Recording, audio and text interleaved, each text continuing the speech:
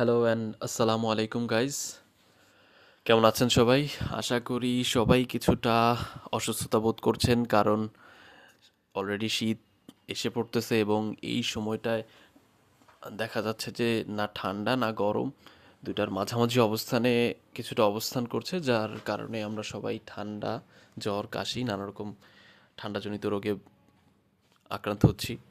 তো এগুলো আসলে তেমন একটা মাথা ব্যথার কারণ না হলেও আমরা যদি আহ, ওষুধ নেই, মেডিসিন নেই, সেক্ষেত্রে আমাদের শারীরিক যতটুকুই অসুস্থতা থাক থাক না কেন আমরা আসলে সেটা সেরে উঠতে পারবো আসলে। কিন্তু আমরা কি মানসিক দিক থেকে অতটা সুস্থতা বোধ করছি?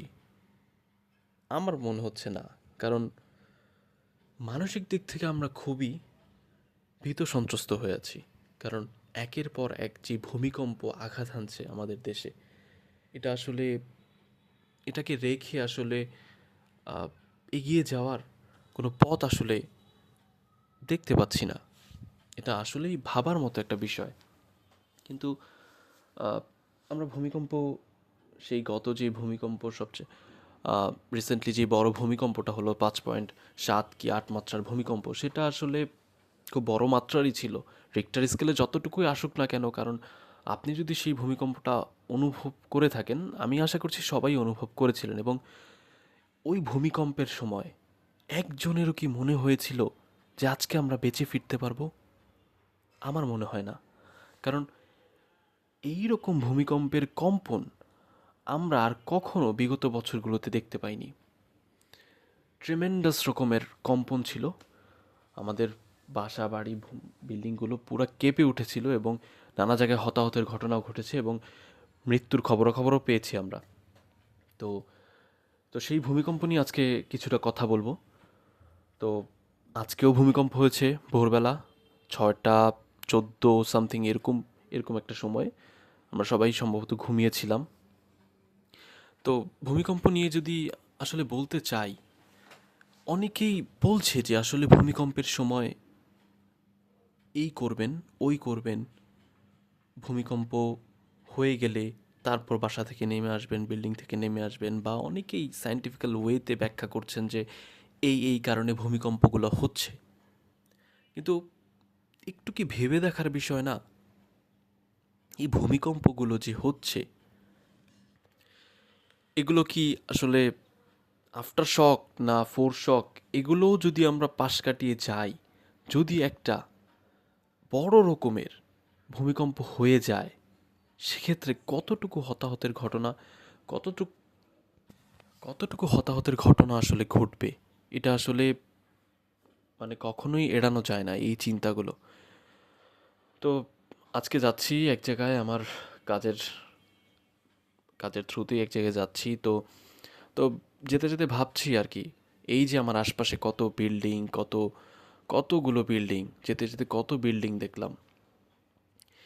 এই ভূমিকম্প যদি একবার হয় আসলে, এই বিল্ডিং থেকে আমরা হয় নামলাম, কিন্তু নেমেও কি আমরা ততটুকু নিরাপদ? একবার একটু ভেবে দেখেন তো, ততটুকু কি নিরাপদ? এই যে আমার মাথার উপর দিয়ে কত কত পেঁচানো তার, কত মানে কারেন্টের ওয়্যারগুলো গিয়েছে, এবং কত ভোল্টেজের হবে এগুলা, কত ওয়াটের হবে এগুলো আসলে আমি জানি না, বাট অবশ্যই এগুলো অনেক বেশি মাত্রার হবে।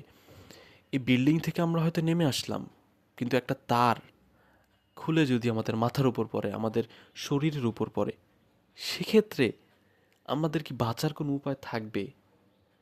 বা এগুলো আসলে মানে আসলেই ভাবার বিষয়। আমরা যে এরকম একটা শহরে থাকছি, আসলে কোনো স্থানই নিরাপদ নয়, কোনো স্থানই নিরাপদ নয়। কিন্তু আমরা যে ভূমিকম্পের মাত্রাগুলো অনুভব করছি, সেটা আদৌ আমরা যতটুকু অনুভব করছি তার চেয়ে অনেক অনেক অনেক বেশি গুণে হতে পারে। কারণ হয়তো আমরা বিল্ডিং থেকে নিরাপদে নেমে আসলাম, কিন্তু অন্য যে কোনো কারণে আমাদের মৃত্যু ঘটতে পারে। মৃত্যু ঘটাটা তো আসলে তেমন একটা বিষয় না, মৃত্যু আমাদের সবারই ঘটবে, কিন্তু মৃত্যুটা কতটুকু ভালোভাবে হলো সেটাই কিন্তু আসলে দেখার বিষয়। আর আল্লাহ না করুক, সৃষ্টিকর্তা না করুক যে ভূমিকম্প যদি হয় আর যদি কোনো হতাহতের ঘটনা ঘটে, তাহলে কিন্তু খুব বড় মাপেরই হবে, সেটা নিশ্চিন্তে বলা যাচ্ছে। সৃষ্টিকর্তা আমাদের রক্ষা করুক, এটা আমরা সবাই চাই। বাট এখন আসলে যত কিছুই যতভাবেই বলি না কেন আসলে, যতভাবেই বলি না কেন আসলে সৃষ্টিকর্তার কাছে ফিরে যাওয়া ছাড়া আমাদের আসলে আর কোনো উপায় নেই এখানে। যে যেই ধর্মেরই হন না কেন, সেই ধর্মের সৃষ্টিকর্তার দিকে ধাবিত হই।